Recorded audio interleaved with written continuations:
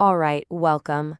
Today, we are diving into a source that presents, well, a pretty wild theory about the very nature of history itself. So get ready because we're about to explore the G Enigma, and it might just twist everything you think you know. So let's just jump right in with the core question from our source material today.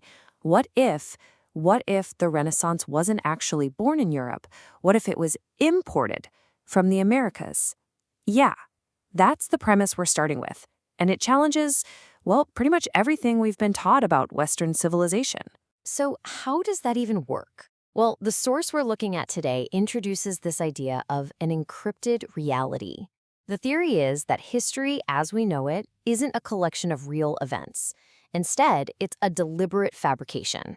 Think of it like a giant encrypted text where events were forged and timelines were manipulated, all by some kind of covert network. Okay, so if history is just one big fabrication, who wrote it?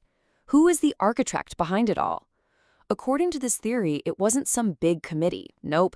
It all points back to a single, shadowy figure, a person of almost unbelievable genius. And this is where it gets really interesting. The entire theory hinges on this one single polymath, a master operative working under the code name G.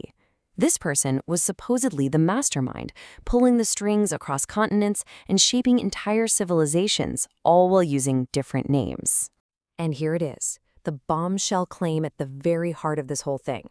The source alleges that three massive figures from our history books were actually the same person.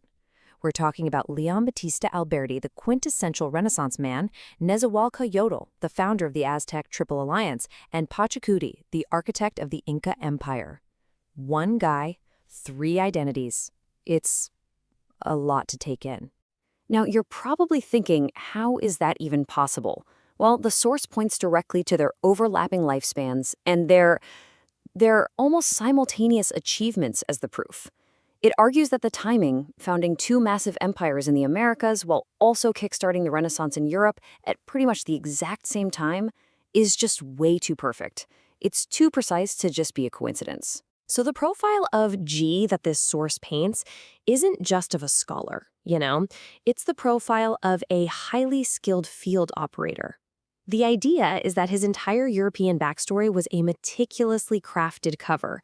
It masked his real origins in the Americas, and crucially, it gave him these long periods of unaccounted time, where he could disappear and manage his other identities. But a guy like G, no matter how brilliant, couldn't have done all this alone, right? And according to this theory, he didn't. He was a key player, a top agent in a powerful and ancient secret society that was pulling the strings of history from way behind the curtain. This network, the source calls it the Watch. And their mission, supposedly, wasn't just to influence history, but to construct reality itself. We're talking about fabricating the historical records, forging the ancient texts, basically creating the very stories that societies use to define who they are. And their methods were, well, they were sophisticated. According to this text, we're talking about forging ancient Greek and Roman classics from scratch, using the brand new printing press to spread their created history far and wide. They even supposedly invented entire philosophical movements like humanism to serve as an ideological front, a civilizing mission that actually came from the Americas. And get this, they even had a calling card, obsidian, a material that keeps popping up, connecting their operations across the globe. So the big question is, how could a secret group control entire societies like that? The source brings in this really fascinating psychological theory called the bicameral mind. The basic idea is that early humans weren't self-aware like we are. They experienced their own thoughts as commands from external gods. So if you're the Watch, you could theoretically control these societies by manufacturing those divine commands. You're basically programming civilizations before they even knew what was happening. But just when you think you've got it figured out, the story, according to the source, takes a really dramatic turn. After G's death, the powerful network he helped build was, well, it was hijacked. A new, much more sinister spymaster emerged from inside the organization.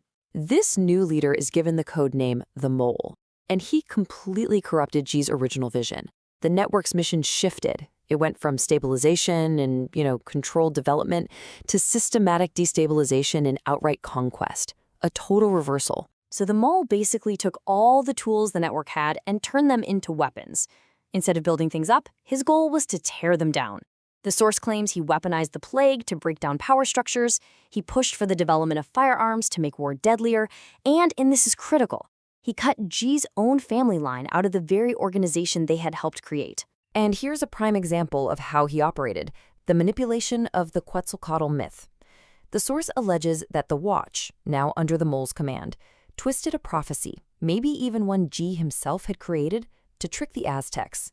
They made them believe that Hernan Cortez was a returning god, which, of course, made the Spanish conquest a whole lot easier. So, okay, we're faced with this incredible claim that history is completely fabricated.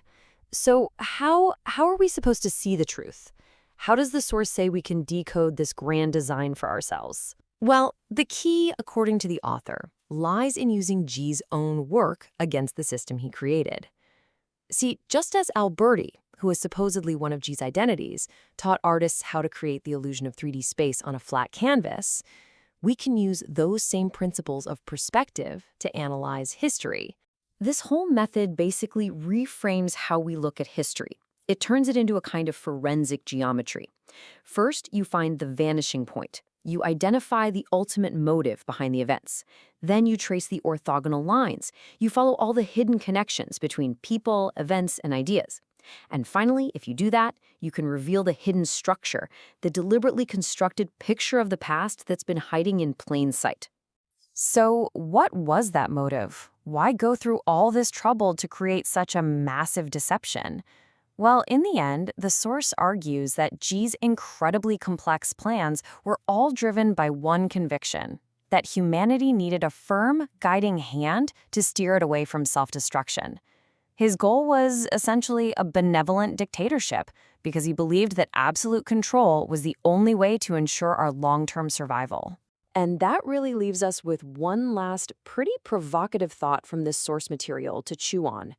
If our entire understanding of the past is just a carefully painted picture, who's holding the brush today? If you want to dive deeper, you can find supplemental materials and the full audiobook this explainer is based on over at michaelanthonyalberta.com.